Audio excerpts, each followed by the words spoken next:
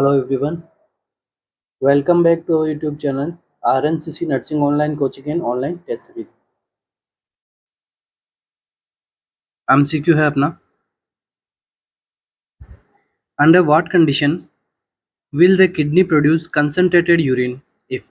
ठीक है, सिंपल सा MCQ है, आपसे प्रीवियस ईयर MCQ है, पूछा गया है एम्स में कि किडनी जो है वो कंसंट्रेटेड यूरिन को कौन सी कंडीशन के अंदर बनाती है। ठीक है, produce concentrated urine, glomerular filtration rate का कम हो जाने पे, GFR का बढ़ जाने पे, या फिर atrial natriuretic peptide and aldosterone hormone present in blood. ठीक है, इसमें क्या बताया गया है, या तो आर्ट्रियल नेट्यूरेटिक पेप्टाइड या फिर एल्डोस्टेरोन ब्लड के अंदर होने से, या फिर एंटी डायरेटिक हार्मोन और एल्डोस्टेरोन की वजह से। क्या होगा अपना यहाँ पे करेक्ट आंसर, मतलब ब्लड की कंसंट्रेशन, जो कंसंट्रेशन है वो किसकी वजह से यहाँ पे बढ़ती है, GFR लो होने की वजह से, GFR हाई होने की वजह से, या फिर ANP एल्डोस्टेरोन की ब्लड में प्रेजेंस की वजह से, या फिर ADH एल्डोस्टेरोन की प्रेजेंस की वजह से।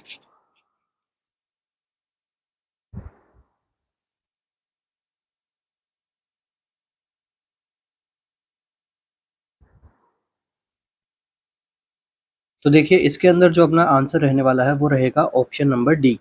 ठीक है, ऑप्शन नंबर डी में क्या बताया गया है, एंटी डायरेटिक हार्मोन, दूसरा aldosterone are present in blood. अब ये दोनों अगर ब्लड के अंदर प्रेजेंट होंगे तो क्या होगा, ब्लड की जो कंसंट्रेशन है वो यहाँ पे क्या हो जाएगी, बढ़ जाएगी। एंटी डायरेटिक हार्मोन क्या करता है, तो देखिए एंटी डायरेटिक हार्मोन करता है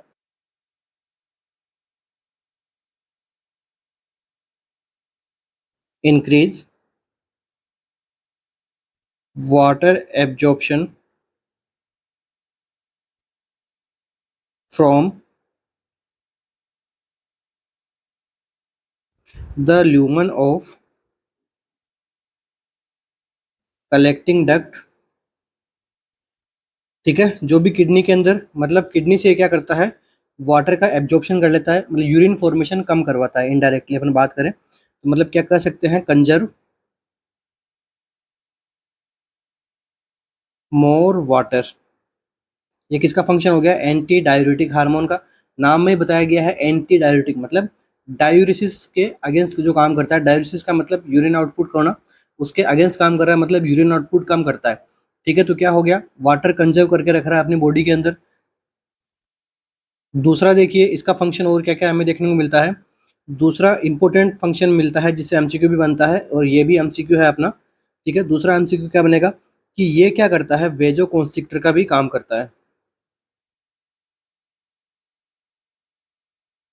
ठीक है, वेजो कॉन्स्ट्रिक्शन करता है, मतलब क्या हो गया, अपनी बॉडी की वेसल्स को यहाँ पे क्या करता है, कॉन्स्ट्रिक्ट करता है, जिसकी वजह से क्या देखने को मिलेगा, अब देखो क्या देखने को मिलता है, ब्लड प्रेशर हाई,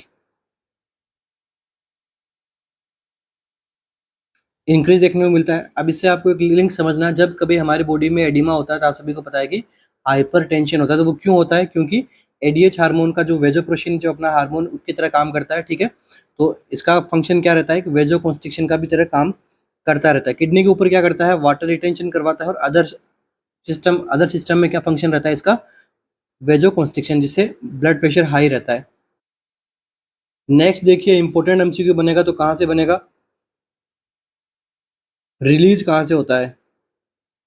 ठीक है, हर प्रकार के MCQ अपन सोल्व करते हुए चलेंगे ADH से। रिलीज कहाँ से होता है, तो रिलीज होता है ये हाइपोथैलेमस से।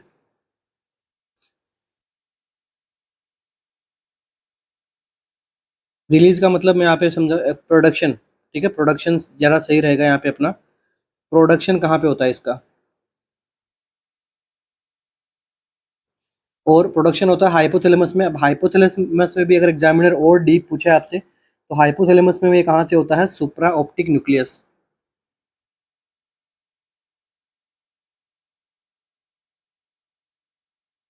और ये सीक्रेट कहाँ से होता है, सीक्रेट होता है पोस्टीरियर पोस्टीरियर पिट्यूटरी हार्मोन। ठीक है, जहाँ से ऑक्सीटोसिन रिलीज होता है वहीं से हमारा ADH भी सिक्रेशन देखने को मिलता है। नेक्स्ट ये तो बात होगी अपनी किस प्रकार से ADH जो है वो वाटर की कंसंट्रेशन को, सॉरी, ब्लड की कंसंट्रेशन को बढ़ा देता है। दूसरा बात करते हैं किसका, एल्डोस्टेरोन के बारे में। तो देखिए एल्डोस्टेरोन के बारे में है। तो एल्डोस्टेरोन सबसे पहला एमसीक्यू बनता है तो क्या बनता है, किस प्रकार के नेचर का हार्मोन है, तो स्टेरॉइडल हार्मोन है ये। सेकंड एमसीक्यू, सिक्रेशन कहाँ से होता है इसका, तो सिक्रेशन देखने को मिलता है आपको कहाँ से, जोना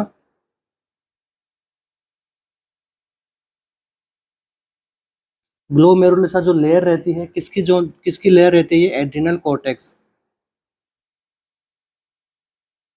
वहां से इसका क्या होता है, सिक्रेशन होता है। नेक्स्ट एमसीक्यू, इंपॉर्टेंट एमसीक्यू, इससे क्या निकलता है, रेगुलेट किस किस को करता है,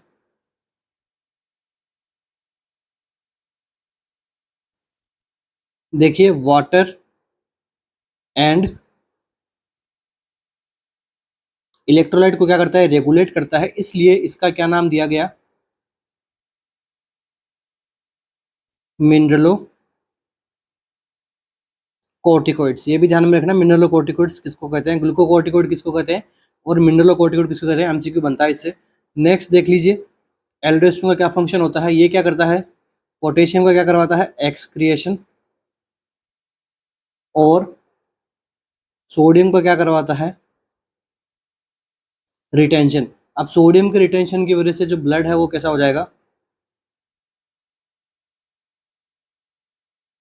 कंसंट्रेटेड, ठीक है। इसीलिए अपना आंसर क्या जाएगा, antidiuretic hormone and aldosterone are present in the blood can lead to concentrated urine, ठीक है। सॉरी, अपना यूरिन को कंसंट्रेटेड बना रहा है, तो यूरिन कंसंट्रेशन किसकी वजह से देखने को मिलेगा, इन दोनों की वजह से। देखो एडीएस तो क्या कर रहा है, यूरिन बनने नहीं दे रहा, मतलब वाटर को अपनी बॉडी में होल्ड करके रख रहा है, ठीक है। दूसरा यहाँ पे क्या हो रहा है, सोडियम का भी रिटेंशन करवा रहा है, तो यूरिन जो है वो और ज़्यादा कंसंट्रेटेड निकलेगा, ठीक है।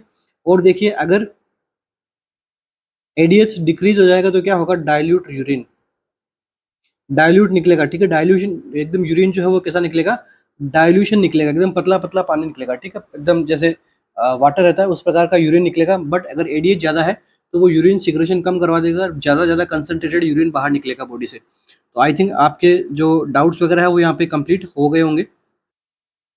अब देखिए इन हार्मोन के भी वर्क करने के लिए इनको कुछ स्टिमुलस चाहिए होता है, ऐसे जनरली ये हार्मोन्स वर्क नहीं करते हैं, ठीक है। तो बात करते हैं सबसे पहले एडीएच के बारे में, कि एडीएच कब एक्ट करता है, तो एडीएच एक्ट करता है डिक्रीज ब्लड वॉल्यूम पे।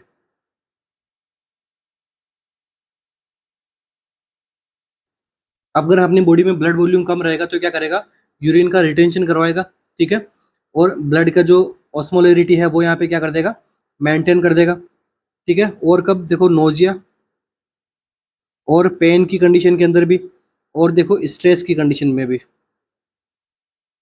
स्ट्रेस के अंदर ये वेजोकॉन्स्ट्रिक्शन वगैरह करवा के आगे काम निकाल सकता है। और इसका फंक्शन क्या होता है ये मैंने आपको बता दिया, फंक्शन फंक्शंस ऊपर मैंने आपको सभी को डिस्कस कर दिया। अभी बात करते हैं इसके एडीएच की, सॉरी एल्डोस्टेरोन की।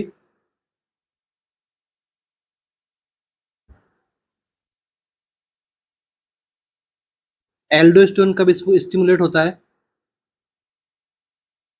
मतलब अपना फंक्शन कब स्टार्ट कर देता है, तो देखो एल्डोस्टेरोन कब करता है, जब ब्लड वॉल्यूम क्या रहे,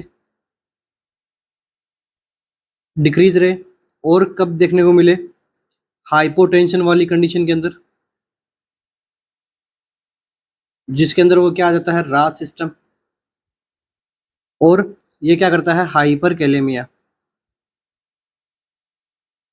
ये करता नहीं है बट स्टिमुलेट होगा, मतलब हाइपर कैलेमिया होगा, इससे क्या होगा, एल्डोस्टेरोन का लेवल बढ़ेगा, तो क्या होगा, पोटेशियम डिक्रीज होगा, और सोडियम का लेवल है वो क्या हो जाएगा, बढ़ जाएगा। तो ये कॉन्सेप्ट है, आप याद कर लेना कि एल्डोस्टेरोन किस तरह से काम करता है। नेक्स्ट बात करते हैं एंजियोटेंसिन सेकेंड की।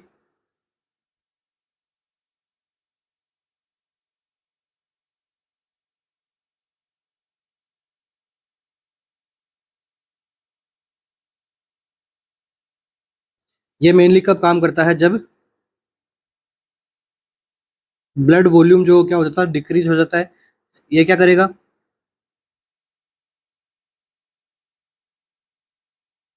स्टिमुलेट द एल्डोस्टेरोन, और बाकी के एल्डोस्टेरोन ये फंक्शन कर देगा तो ब्लड वॉल्यूम बढ़ा बढ़ जाएगा एल्डोस्टेरोन वाले फंक्शन से। क्यों कर रहा है, क्योंकि ये क्या कर रहा है, सोडियम का रिटेंशन करता है, सोडियम अपने आप में कभी रिटेंशन होता नहीं है। सोडियम का रिटेंशन हो रहा है तो हमेशा उसके साथ में वाटर का रिटेंशन होगा ही होगा, ठीक है। वाटर अकेला एक्सक्रीशन हो जाएगा, सोडियम रुक जाएगा बॉडी के अंदर, मगर जब कभी भी सोडियम को हमें इंटेक करना होगा तो सोडियम के साथ में हमेशा वाटर इंटेक होता है, इसलिए ब्लड वॉल्यूम भी अपनी बॉडी के अंदर बढ़ जाएगा। नेक्स्ट हार्मोन की मैं बात करता हूँ तो वो कौन सा होता है, एएनपी, एट्रियल नाइट्रेटिक पेप्टाइड। तो देखिए ये क्या करता है, इंक्रीज, इसका ये कब स्टिमुलेट होता है,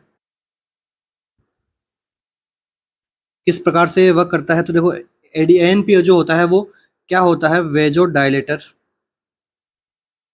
तो वेजो डायलेटर होता है तो आप सभी देख लो क्या काम करता है, ये देखो एल्डोस्टेरोन के अपोजिट तरीके से आप कह सकते हो काम करता है। क्यों करता है, क्योंकि एल्डोस्टेरोन क्या करता है, ब्लड प्रेशर को बढ़ाता है, तो एएनपी क्या करेगा, वेजोडाइलेटर फंक्शन करता है। तो वेजोडाइलेटर फंक्शन करके आप कह सकते हो कि ये क्या करता है, ब्लड प्रेशर ये डिक्रीज करेगा, ठीक है। दूसरा आप यहाँ पे एडीएच को भी रख सकते हो, एडीएच भी क्या करता है, वेजोप्रेसिन क्या करता है, ये ब्लड वेसल्स को कॉन्स्ट्रिक्ट करवाता है जिससे ब्लड प्रेशर बढ़ेगा। तो इसका वर्क जो है इन दोनों के अपोजिट रहता है।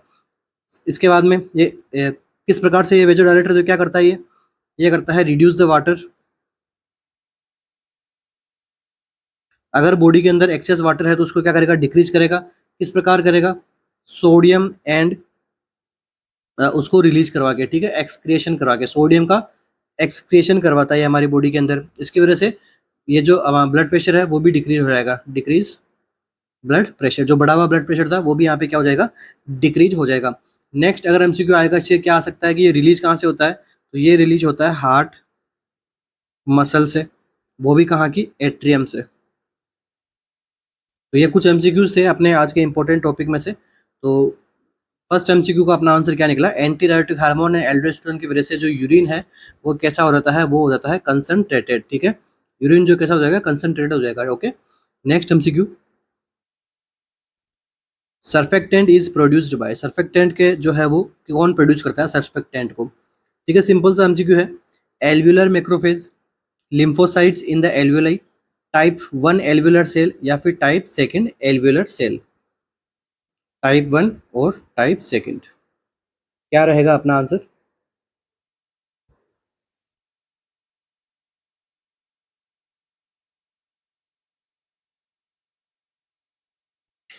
तो देखिए जो सर्फेक्टेंट प्रोड्यूसिंग जो सेल होती है वो कौन सी होती है, ऑप्शन नंबर डी, ठीक है। टाइप 2 जो एल्वुलर सेल होती है वो क्या होती है, सर्फेक्टेंट प्रोड्यूस करती है। और ये कहाँ पे होती है टाइप 2 एल्वुलर सेल, ये होती है हमारे लंग्स में, ठीक है। अब देखो सर्फेक्टेंट क्या होता है, इससे एमसीक्यू बनता है। तो सर्फेक्टेंट क्या होता है, ये क्या करता है हमारा, सबसे पहले प्रेजेंट कहाँ पे रहता है, तो प्रेजेंट रहता है ये epithelium of alveoli in lungs, इसको हम क्या बोलते हैं, पल्मोनरी सर्फेक्टेंट। जो लंग्स की एल्व्यूलाई के एपिथेलियम में यहाँ पे प्रेजेंट रहता है वो इसको हम क्या बोलेंगे, पल्मोनरी सर्फेक्टेंट। अब पल्मोनरी सर्फेक्टेंट वर्क क्या करते हैं, तो देख लेना, एमसीक्यू बनता है इस लाइन से, इट डिक्रीज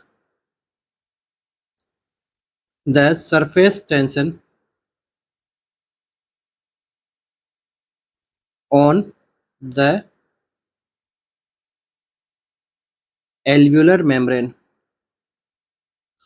ठीक है, जिसकी वजह से जो एल्वुलाई है वो कोलेप्स नहीं हो पाती है प्रॉपर तरीके से, री इन्फ्लेट, और ये जो अपना रेस्पिरेशन के अंदर प्रॉपर तरीके से काम कर पाती है, इसकी वजह से, सर्फेक्टेंट की वजह से, ठीक है। अब देखो ये सिक्रेशन कहाँ से होता है, तो सिक्रेशन होता है टाइप 2 एल्वुलर सेल से, ठीक है। इसको हम दूसरा नाम अगर दे तो क्या दे सकते हैं इसको, न्यूमोसाइट, ओके। न्यूमोसाइट से भी एग्जाम में एमसीक्यू आ सकता है। अब देखो ये भी अगर ऑप्शन में ना मिले आपको तो एक और सेल पाई जाती है लंग्स के अंदर जिसको हम क्या बोलते हैं, क्लारा सेल्स। तो इनके द्वारा भी क्या होता है, सर्फेक्टेंट का प्रोडक्शन हमें देखने को मिलता है। अब देखिए इसके बाद में कुछ और एमसीक्यू सब मैं आपको बताना चाहूँगा कि अपने जो मेनली इंपॉर्टेंट एग्जाम में एमसीक्यू बनता है सर्फेक्टेंट से, तो उसमें कौन कौन से सर्फेक्टेंट इंपॉर्टेंट है, तो देखिए उनमें आपने पढ़ा होगा एलएस रेशियो। तो एलएस रेशियो का क्या मतलब होता है, एल से मतलब हो गया लेसिथिन, दूसरा क्या हो गया, स्पिंगोमाइलिन। तो ये दोनों हमारे लिए लंग्स में क्या होता है, ये अपन मैं बात कर रहा हूँ फीटस की। यहाँ से एमसीक्यू बनता है कि फीटस को लंग्स मेच्योरिटी के लिए इन दोनों का रेशियो है वो मेंटेन रहना जरूरी होता है। अगर रेशियो मेंटेन नहीं रहता है तो एक कॉम्प्लिकेशन देखने को मिलती है, उसे हम क्या बोलते हैं, रेस्पिरेटरी डिस्ट्रेस सिंड्रोम। ठीक है, ये बच्चों में देखने को मिलता है। अगर लंग सर्फेक्टेंट प्रॉपर तरीके से वर्क नहीं करते हैं तो जो एल्वियोलाई है वो कोलैप्स हो जाती है और बच्चे की डेथ भी हो सकती है। तो काफ़ी इमरजेंसी कंडीशन होती है, इंपॉर्टेंट होती है। इसको प्रिवेंशन करने के लिए हम क्या करते हैं, स्टेरॉयडल थेरेपी देते हैं बच्चे को। ठीक है, बेक्लामेथासोन, डेक्सामेथासोन। ठीक है, तो इस प्रकार के अपन यहाँ पे थेरेपी प्रोवाइड करते हैं। तो अब देखो बात करते हैं अपन किसका, एलएस रेशियो देखने के लिए आपको स्पेसिमेन की नीड पड़ेगी। स्पेसिमेन कहाँ से लोगे आप, एमनियोटिक फ्लूइड से। ठीक है, फर्स्ट एमसीक्यू। नेक्स्ट एमसीक्यू बात करूँ तो नॉर्मल एलएस का जो रेशियो होना चाहिए वो कितना होना चाहिए, ये होना चाहिए मोर देन 2। ठीक है, मोर देन 2 अगर है तो ये क्या इंडिकेट करता है, it indicate foetal lung maturity. अगर ये मोर देन 2 नहीं है तो भी क्या होगा इससे, इस अगर ये लेस देन 2 है तो इसका क्या मतलब हो गया, risk for RDS respiratory distress syndrome कहाँ पे, at the time of delivery. ठीक है, नेक्स्ट देख लीजिए, एग्जामिनर अगर आपसे कम एमसीक्यू करे कि लंग सर्फेक्टेंट में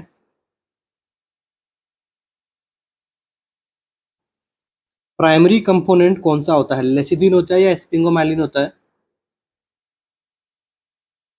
प्राइमरी कंपोनेंट होता है वो कौन होता है, लेसिथिन। ये भी इंपॉर्टेंट एमसीक्यू बन सकता है आपके लिए। अब देखिए क्या होता है, इंक्रीज प्रोडक्शन, इसका प्रोडक्शन जो है वो कब बढ़ता है, प्रोडक्शन बढ़ता है इसका आफ्टर 35 वीक। इसीलिए आप सभी ने पढ़ा होगा कि अगर प्रीटर्म बच्चे रहते हैं उनमें डेथ के चांसेस ज़्यादा रहते हैं। क्यों रहते हैं, क्योंकि आरडीएस हो रहता है। क्यों, अगर देखो 37 से टर्म प्रेगनेंसी चालू हो जाती है, 37 से 42 वीक में, मतलब लंग सर्फेक्टेंट इनफ है। बट ये बिफोर 36 से पहले आ जाए, 35 से पहले आ जाए, जो 7 मंथ के बेबी होते हैं, 8 मंथ के बेबी रहते हैं, उनमें ये जो प्रोडक्शन इनका लेवल जो है वो काफ़ी कम रहता है। ठीक है, इसलिए ये यहाँ पे इंपॉर्टेंट बन जाता है। नेक्स्ट देखिए, दूसरा कौन सा था, स्पिंगोमाइलिन। स्पिंगोमाइलिन का प्रोडक्शन कब शुरू हो जाता है, ये एम्स के लेवल का एमसीक्यू है, आपके केजीएमयू में नहीं आएंगे। स्पिंगोमाइलिन का प्रोडक्शन शुरू हो जाता है हमारे 26 वीक से, मगर इसका जो प्रोडक्शन है वो लेसिथिन के मुकाबले थोड़ा कम रहता है। इसलिए क्या रहता है कि लेसिथिन को इम्पोर्टेंट कंपोनेंट माना गया है और ये क्या करता है, लेसिथिन के प्रोडक्शन पे भी क्या करता है, कंट्रोल करता है। अगर वो कम है तो उसको बढ़ाएगा, अगर ज़्यादा बन जाता है तो उसको ये क्या करता है, मेंटेन करके रखता है। नेक्स्ट एमसीक्यू की मैं बात करूं तो एमसीक्यू बन जाएगा कि बिफोर 35 वीक एलएस रेशियो होता है वो कितना देखने को मिलता है, 1.6, जो कि आफ्टर 35 वीक आपको कितना देखने को मिलेगा, 2.0। तो ये इसको आपको क्या मानना है, नॉर्मल कंडीशन है बच्चे के लिए। तो अपने इस एमसीक्यू का आंसर भी आप सभी को मिल गया होगा। अब देखिए एल्व्यूलर मैक्रोफेज। ठीक है, लंग्स के अंदर जो एल्व्यूलर मैक्रोफेज रहती है इसका क्या नाम होता है, डस्ट सेल। हर सिस्टम के अंदर एक इंपॉर्टेंट मैक्रोफेज होती है जिसका अलग अलग नाम दिया गया है। ठीक है, यहाँ पे क्या है, डस्ट सेल। लीवर के अंदर कौन होती है, कुफर सेल। ब्रेन के अंदर कौन होता है, वो आप मुझे कमेंट करके बताना अगर किसी को पता है। तो ब्रेन की मैक्रोफेज को हम क्या बोलते हैं, ब्रेन में जो होती है उसको हम क्या बोलते हैं, माइक्रोग्लियल। तो इसी के साथ ही अपने इस एमसीक्यू को अपन कंप्लीट करते हैं। अच्छा, तो चलो ठीक है, मैं आपको बता देता हूँ एक बार अपने मैक्रोफेजेस के बारे में। सबसे पहले बात करते हैं किडनी की मैक्रोफेज के बारे में। तो कौन होता है किडनी की मैक्रोफेज, मेजेंजियल सेल।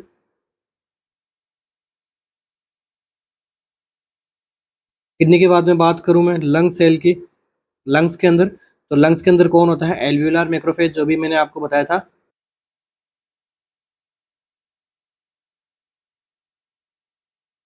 जिसको हम डस्ट सेल भी कहते हैं। इसके बाद में बात करते हैं ब्रेन की, तो ब्रेन में कौन होता है? Microglia, microglial cell. इसके बाद में जब बात करते हैं अपन स्किन की, स्किन में कौन होती है? Langerhans cell. इसके बाद में बात करते हैं अपन टिश्यू की, नॉर्मल टिश्यू के अंदर मैक्रोफेज का काम कौन करती है? हिस्टोसाइट। इसके बाद में बात करें अपन लीवर की, तो लीवर में कौन रहती है? कुफर सेल। ओके। इसके बाद में बात करूं मैं लिम्फ नोड की, तो लिम्फ नोड के अंदर जो माइक्रोफेजेस रहती है उसको अपन क्या बोलते हैं? Follicular DCS. ठीक है, नेक्स्ट बात करते हैं इंटेस्टाइन की,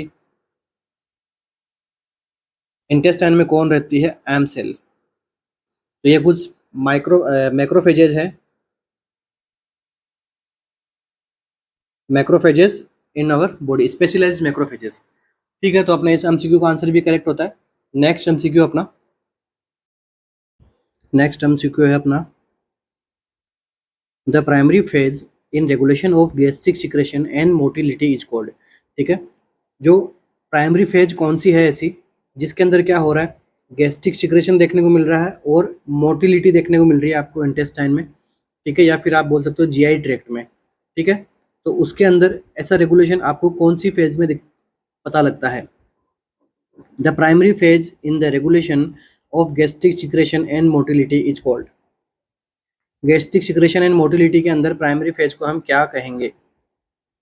the swallowing phase, the gastric phase, the cephalic phase, या फिर द इंटेस्टाइनल फेज।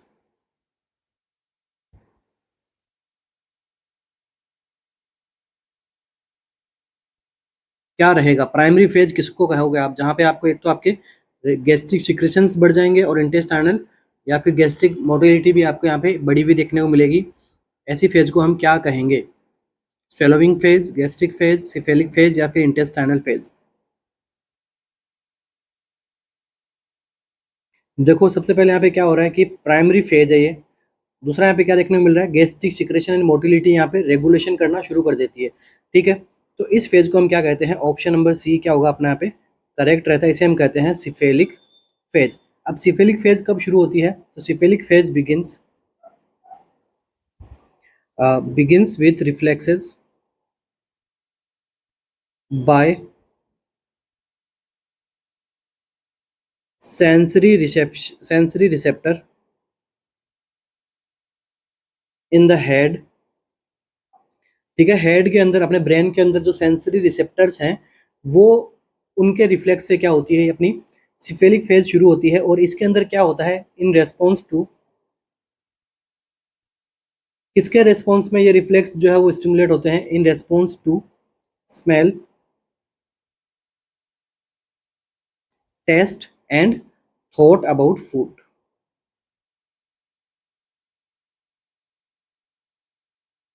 अगर हम फूड की स्मेल ले रहे हैं, फूड के बारे में थॉट कर रहे हैं, या फिर अपन टेस्ट को यहाँ पे इमेजिन कर रहे हैं, तो उससे क्या होगा? अपने ब्रेन के अंदर जो सेंसरी रिसेप्टर्स है वो यहाँ पे स्टिमुलेट होते हैं। और ये इसको हम क्या कहते हैं?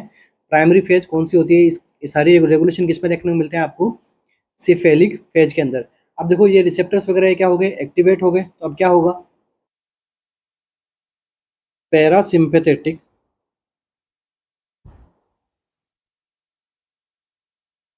स्टिमुलेशन होता है। आप सभी को पता है जीआई ट्रैक्ट के अंदर मेनली सिक्रेशंस वगैरह कब होते हैं? जब पैरासिम्पेथेटिक स्टिमुलेशन देखने को मिलता है। तो पैरासिम्पेथेटिक स्टिमुलेशन होने से क्या होगा? जो पैराइटल सेल है, चीफ सेल है, ठीक है, और जो गोबलेट सेल्स है जिससे का क्या रिलीज होता है? म्यूकस वगैरह, इन सब का क्या होता है? Increase secretions. पैराइटल सेल से एचसीएल वगैरह, ठीक है, ये सारे क्या होगा? हमें रिलीज करवाएंगे। ठीक है, इन अपने गैस्ट्रिक सिक्रेशंस को यहाँ पे क्या कर देंगे? बढ़ा देंगे। अब इसके बाद में क्या होगा? अब ये पैरासिम्पेथेटिक नर्वस सिस्टम का स्टिमुलेशन हो गया। अब यही जो सिस्टम है वो क्या करता है, स्टिमुलेशन कर देता है किसका, मसल्स का, stimulation of muscles in stomach, जिससे क्या हो जाएगा, गैस्ट्रिक मोटिलिटी जो है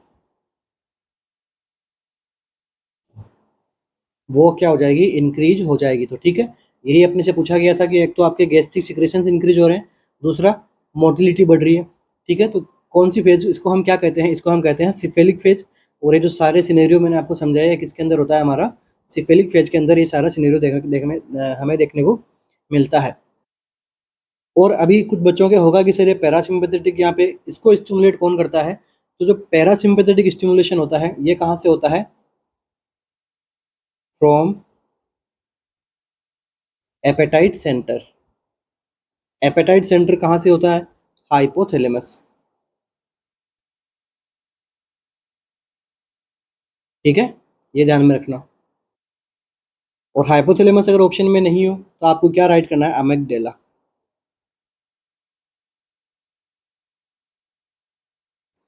इसलिए सिफेलिक फेज को हम दूसरे नाम से क्या जानते हैं, रिफ्लेक्स फेज। क्योंकि यहाँ पे मेनली क्या होता है, रिफ्लेक्सेज की वजह से ये फेज शुरू होती है, इसलिए अपना क्या राय करेगा, अपना रिफ्लेक्स फेज भी कर सकते हैं इसको। नेक्स्ट देखिए कौन सी होता है, सिफिलिक फेज को हम क्या कहते हैं, रिफ्लेक्स फेज भी कहते हैं। नेक्स्ट बात करते हैं गैस्ट्रिक फेज।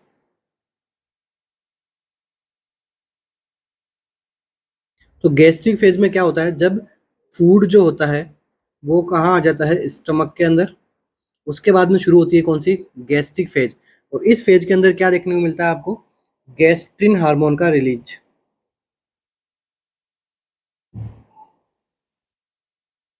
इसके बाद में फाइनल जो स्टेज होती है वो कौन सी होती है, इंटेस्टाइन।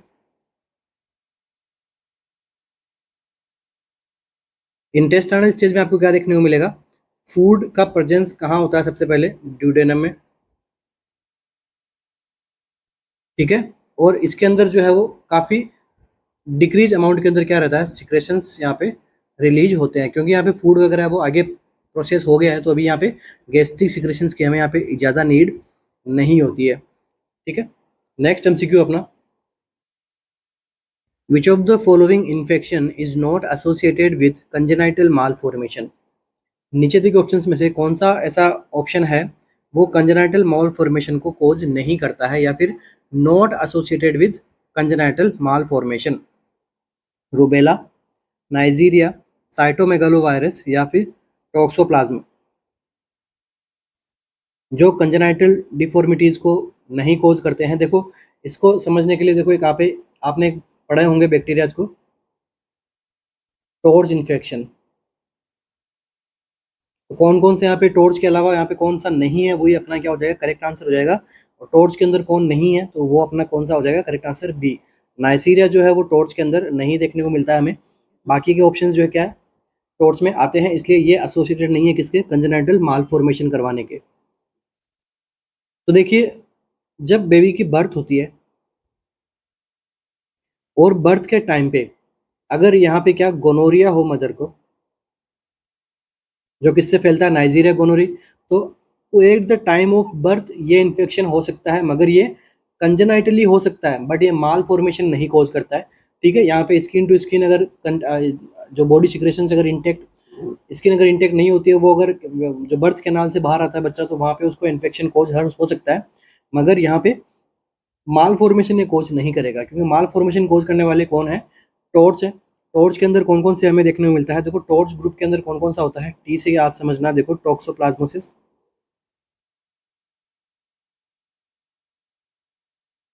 ओ से आ जाएगा अदर, अदर में कौन आता है, सिफिलिस, आर से क्या आ जाएगा, रूबेला, सी से क्या आ जाएगा, साइटो मेगालोवायरस,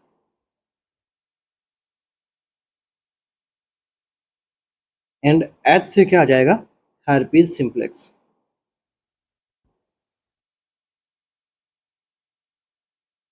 ठीक है, तो ये क्या है अपने टॉर्च इन्फेक्शन है, तो इनको ध्यान में रखना, और इनसे रिलेटेड एमसीक्यू भी एग्जाम में पूछे जाते हैं। नेक्स्ट एमसीक्यू हमारा, for which condition the nurse should administer loperamide hydrochloride to a client. कौन सी कंडीशन के अंदर नर्स जो है क्या करेगी, लोपेरामाइड को यहाँ पे एडमिनिस्टर करेगी पेशेंट में? एब्डोमिनल पेन में, कॉन्स्टिपेशन में, एन एपिसोड ऑफ डायरिया, या फिर हेमस्टेड पॉजिटिव नेजोगेस्ट्रिक ट्यूब ड्रेनेज में? क्या रहेगा करेक्ट आंसर?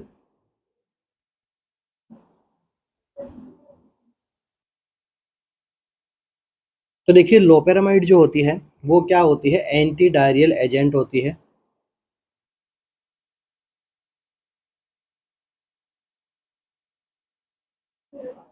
एमसीक्यू बनता है, इसलिए किसमें करेक्ट काम आएगी? An episode of diarrhoea. Diarrhoea के अंदर ये काम आती है, क्यों आती है? क्योंकि ये एंटी डायरियल एजेंट होती है। तो देखिए एक डायरिया की कंडीशन होती है जिसको हम क्या बोलते हैं, ट्रेवलर्स डायरिया।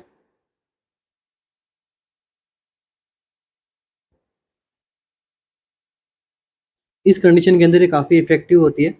नेक्स्ट देखिए कौन कौन सी कंडीशन में कॉन्ट्रा इंडिकेटेड रहती है लोपेरामाइड।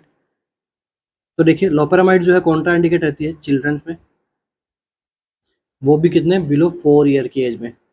इसके बाद में देखो यूज क्या करता है, एंटी मोटिलिटी का इफेक्ट डालता है।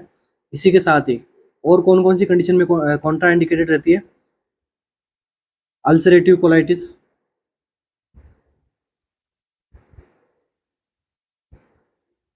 इरिटेबल बोवेल सिंड्रोम, या फिर आईबीएस। क्यों इन दोनों में क्यों रहता है? क्योंकि ये क्या करते हैं, इंटेस्टाइनल प्रेशर को इंक्रीज करते हैं, जिससे आगे ब्लीडिंग होने की कंडीशन यहाँ पे बढ़ जाती है। ठीक है, नेक्स्ट एमसीक्यू अपना, an elderly patient present with hypertension. एक एल्डरली पेशेंट है, उसको क्या हो गया, हाइपरटेंशन है, उसको डायबिटीज है और प्रोटीनूरिया हो रहा है विदाउट रीनल फेलियर, जबकि उसको किसी प्रकार का रीनल फेलियर नहीं है। इस कंडीशन में उसकी एंटी हाइपरटेंसिव ऑफ चॉइस क्या है? ये बहुत अच्छा एमसीक्यू है, ईएसआईसी के अंदर पूछा गया था, जिपमेर के अंदर भी पूछा गया था ये एमसीक्यू। ठीक है, एल्डरली पेशेंट है जिसको हाइपरटेंशन है और डायबिटीज़ भी है, साथ में उसको प्रोटीनूरिया भी हो रहा है, मगर उसका रीनल फेलियर नहीं है, विदाउट, ठीक है, without renal failure. Anti hypertensive of choice क्या रहेगा?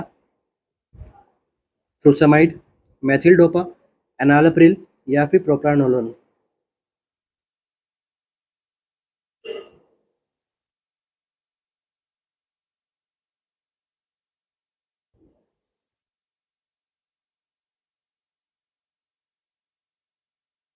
तो देखिए यहाँ पे अपना जो करेक्ट आंसर रहेगा वो क्या रहने वाला है?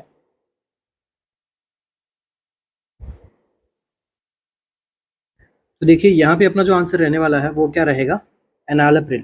ठीक है, एनालाप्रिल जो ड्रग है वो यहाँ पे क्या रहेगी, इसके लिए एंटी हाइपरटेंसिव ऑफ चॉइस बनेगी। ठीक है, एनालाप्रिल कौन सी कैटेगरी की ड्रग होती है? तो ये भी देख लीजिए, ये होती है एसई,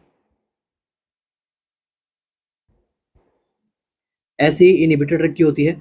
अब देखो एसई इनहिबिटर करता क्या है, एसई इनहिबिटर का मतलब क्या होता है कि ऐसी ड्रग जो किसको करे, लो करे, किसको, ब्लड प्रेशर को। किस प्रकार से लो करेगी? तो ये क्या करती है, ब्लॉक करती है, ब्लॉक एंजाइम कॉल्ड एंजियोटेंसिन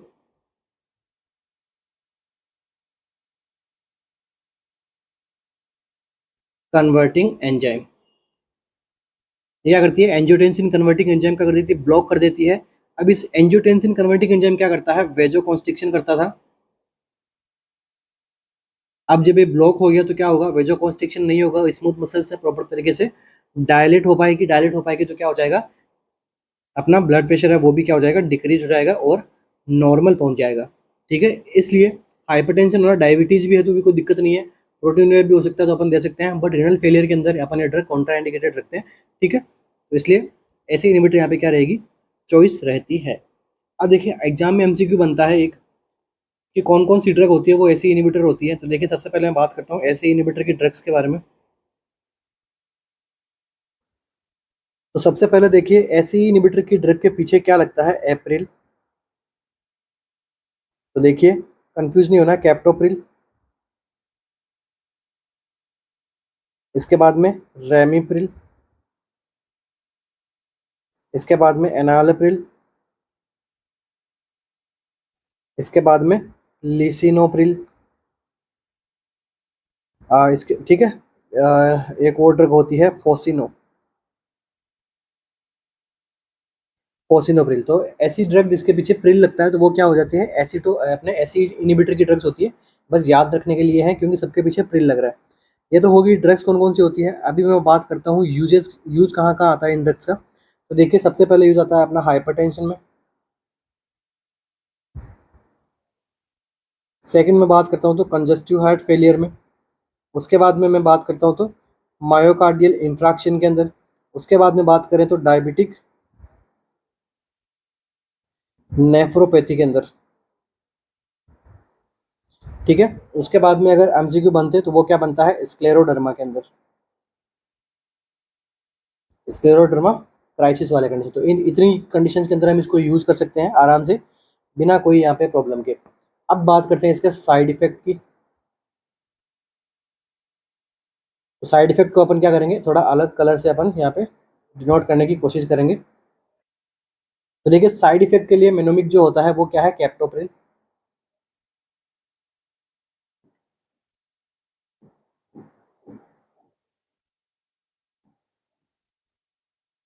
तो देखो सी से क्या होता है, कफिंग। ए से क्या होता है, एलर्जिक रिएक्शन। नेक्स्ट पी से क्या होता है, देखो यहाँ पे एमसीक्यू बनता है और कफ से एमसीक्यू बनता है, बना हुआ है एग्जाम के अंदर। पी से क्या होता है, पोटेशियम को क्या कर देती है, एलिवेट कर देती है। पोटेशियम को क्या कर देती है, इंक्रीज कर देगी। टी से क्या कर देगी, टेस्ट चेंज कर देती है।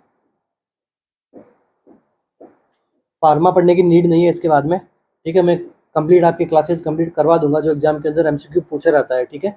ऑन्कोलॉजी वाली ड्रग्स के बारे में भी मैं आपको पढ़ाऊंगा। तो देखो ओ से क्या होगा, ओडिमा। वो भी कौन सा, एंजियो एडिमा। पी से क्या हो जाएगा, फोटो सेंसिटिव ड्रग होती है ये, फोटो सेंसिटिविटी कोज करती है। आर से क्या होता है, रीनल फेलियर। तभी मैंने आपको बताया था यहाँ से भी एमसीक्यू बनता है।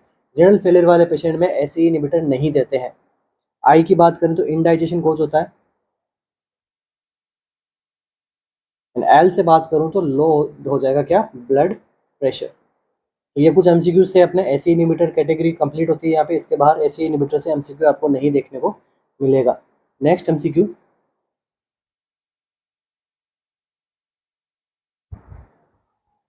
The nurse providing discharge instruction to a patient receiving trimethoprim sulfamethoxazole which instruction should be included in the list, ठीक है। एक पेशेंट है जो डिस्चार्ज इंस्ट्रक्शन उसको मिल रहा है किसके लिए, ट्राइमेथोप्रिम सल्फामेथोक्साजोल में, ठीक है। तो इस ड्रग से रिलेटेड उसको क्या इंस्ट्रक्शन दिया जाएगा।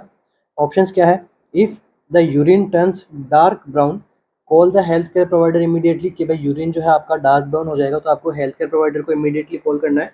या फिर advise the sunscreen is not needed, कि आपको सन स्क्रीन की लगाने की नीड नहीं है। Decrease the dosages when symptoms are improving to prevent an allergic response, कि भाई आपको डोज कम कर देना है अगर आपके सिम्टम्स इंप्रूव हो रहे हैं तो। Drink 8 to 10 glass of water per day, ठीक है। तो अपन क्या यहाँ पे डिस्चार्ज टीचिंग देंगे पेशेंट को।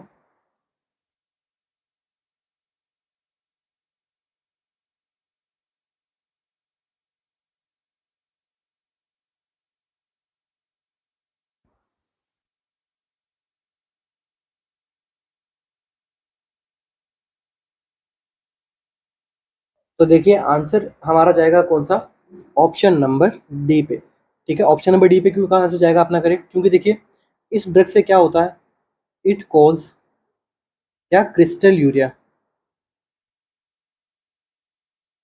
तो क्रिस्टल यूरिया वाली कंडीशन को प्रिवेंट करने के लिए हमें क्या करना है, 8 to 10 ग्लास ऑफ वाटर आपको पर डे कंज्यूम करना है। तो यही यहाँ पे बेस्ट एडवाइस रहेगी पेशेंट के लिए, ठीक है। ट्राइमेथोप्रिम सल्फामेथाक्सोल के लिए अपन 8 to 10 ग्लास वाटर लेना है।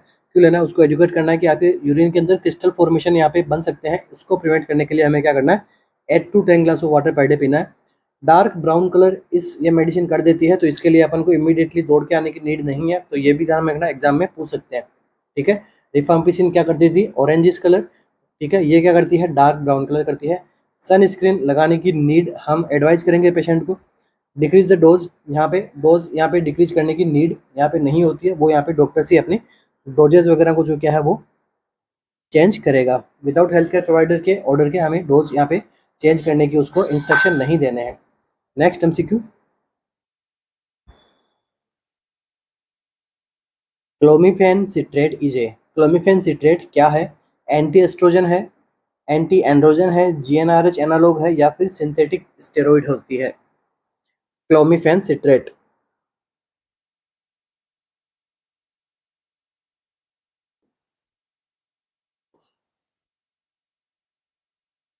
तो देखिए जो क्लोमिफेन सिट्रेट हम लेते हैं वो किस प्रकार की ड्रग होती है? ये होती है एंटी एस्ट्रोजन।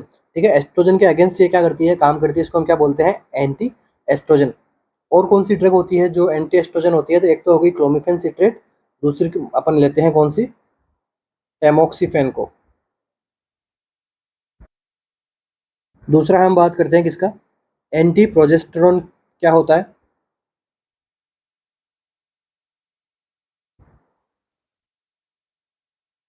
जैसे ये एग्जाम आपसे पूछा गया था एग्जाम में, उसी प्रकार से आपसे एंटी प्रोजेस्टेरोन के बारे में पूछा जा सकता है।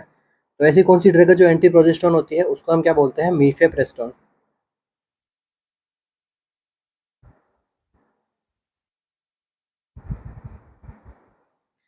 ओके, नेक्स्ट एमसीक्यू बनता है तो क्या बनेगा? टेस्टोस्टेरोन के अगेंस्ट काम करने वाली ड्रग, इसमें कौन सी आती है? डेनाजोल। नेक्स्ट बात करते हैं एंटी एंड्रोजन।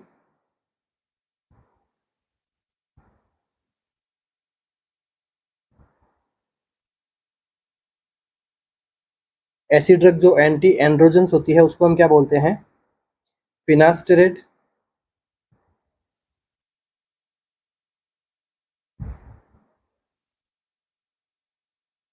स्पाइरोनोलेक्टोन। ठीक है, इस प्रकार के ड्रग्स को हम क्या बोलते हैं? Anti androgens. अब देखो एग्जाम में एमसीक्यू किससे बन सकते हैं? क्लोमिफेन सिट्रेट से बन सकते हैं कि इसका यूज क्या होता है? तो यूज होता है एनावुलेशन में। ओवुलेशन नहीं हो रहा है उसी फीमेल के अंदर अपन क्या दे सकते हैं? ये अपन क्लोमिफेन सिट्रेट हम प्रोवाइड करवा सकते हैं, और हम प्रोवाइड करवा सकते हैं इसको। दूसरा इससे एमसीक्यू बनेगा तो क्या बनेगा कि ये क्या करती है? इंक्रीज कर देती है किसकी? रिस्क को। Increase risk of ovarian and endometrium cancer को। अब देख लीजिए इसको हम क्या एनावुलेशन में काम में लेते हैं, मतलब जिनके ओवम नहीं बनता है उनके अंदर हम काम में लेते हैं। बट इसका साइड इफेक्ट क्या आ सकता है? साइड इफेक्ट आ सकता है मल्टीपल प्रेगनेंसी। मल्टीपल प्रेगनेंसी हो सकती है क्योंकि ओवुलेशन ज़्यादा हो जाए, दोनों फेलोपियन ट्यूब से ओवम रिलीज हो जाए, तो वो कोज कर सकता है किसको? मल्टीपल प्रेगनेंसी को। नेक्स्ट एमसीक्यू हमारा, modified Kuppuswamy scale include all criteria for socio economic status except. ठीक है, जो मॉडिफाइड कुपुस्वामी स्केल है वो include all criteria for socio economic status, socio economic status को देखने के लिए सभी क्राइटेरिया का इसके अंदर इंक्लूड किए गए हैं, एक को छोड़ के। ऐसा कौन सा क्राइटेरिया है जिसको अपन सोशियो इकोनॉमिक स्टेटस का अपन पता नहीं लगाते हैं किसके साथ में? मॉडिफाइड कुपुस्वामी स्केल के लिए। तो देखिए question number 1, modified Kuppuswamy scale किसके लिए काम में आती है? तो सोशियो इकोनॉमिक स्टेटस जानने के लिए हमें काम में आती है। अब कौन सा इसमें एक्सेप्ट होगा? ऑप्शन क्या है? Income per capita, education of head of family, occupation of head number, या फिर इनकम ऑफ हेड। भाई पर पर्सन यहाँ पे क्या इनकम है, ऑक्यूपेशन क्या है फैमिली के मेंबर्स के अंदर, नंबर्स के अंदर, ठीक है, इनकम क्या है, एजुकेशन क्या है, इनकम पर कैपिटा क्या है, क्या रहेगा करेक्ट आंसर? तो देखिए जो कुप्पुस्वामी स्केल होती है वो कहाँ पे काम आती है? Used for socio economic status in urban areas. ठीक है, अर्बन एरियाज के अंदर काम में आती है, रूरल एरियाज के अंदर इसको काम में नहीं लिया जाता है। ठीक है, इसके कितने कंपोनेंट है? इसके मेनली 3 कंपोनेंट्स होते हैं। तो कौन सा कंपोनेंट इसका नहीं है? इनकम पर हेड इसका कंपोनेंट नहीं है। बाकी के तीनों ऑप्शंस यहाँ पे जो है वो क्या है, करेक्ट है। बाकी के तीनों क्या क्या है देख लीजिए। एजुकेशन स्टेटस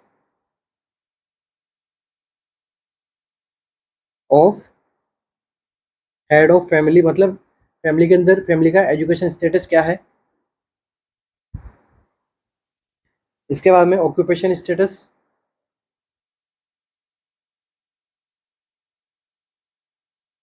इसके बाद में income per capita per month.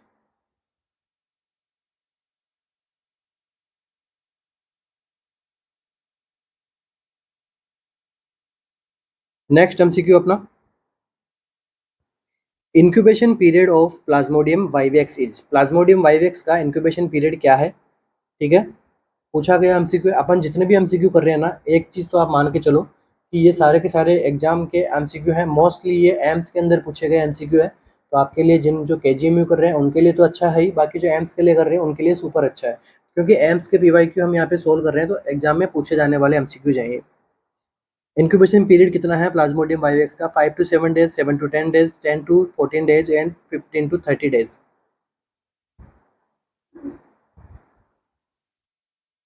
तो देखिए इंक्यूबेशन पीरियड क्या होता है, सबसे पहले तो आपको ये पता होना चाहिए। तो incubation period is length of time between infective mosquito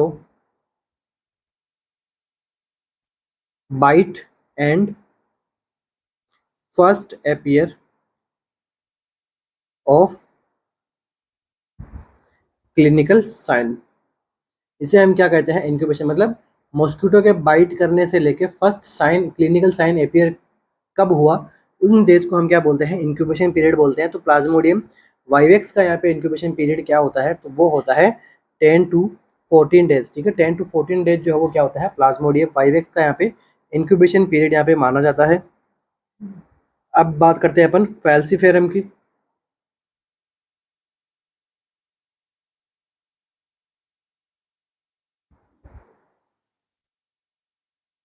तो देखिए फैल्सीफेरम का कितना होता है, फैल्सीफेरम का होता है 9 to 14 डेज। एक वर्ड में अगर आपसे एमसीक्यू पूछे तो कितना होता है, 12 डेज। नेक्स्ट मैं बात करता हूँ वाइवेक्स। वाइवेक्स का हमने देख ही लिया कितना होता है, 18 to 17 डेज। तो अपना इस क्राइटेरिया में फिट कितना, फिट कौन सा बैठ रहा है, 10 to 14 डेज का। नेक्स्ट बात करता हूँ प्लाज्मोडियम ओवेल का। तो ओवेल जो है उसका कितना रहता है, एक वर्ड में अगर एक आपको एक शब्द में पूछे तो क्या होगा, 17 डेज। अगर रेंज में पूछता है आपको तो ओवेल का वो बताना है 16 to 18 डेज। के लिए मिलते हैं अपने नेक्स्ट सेशन में। Thank you.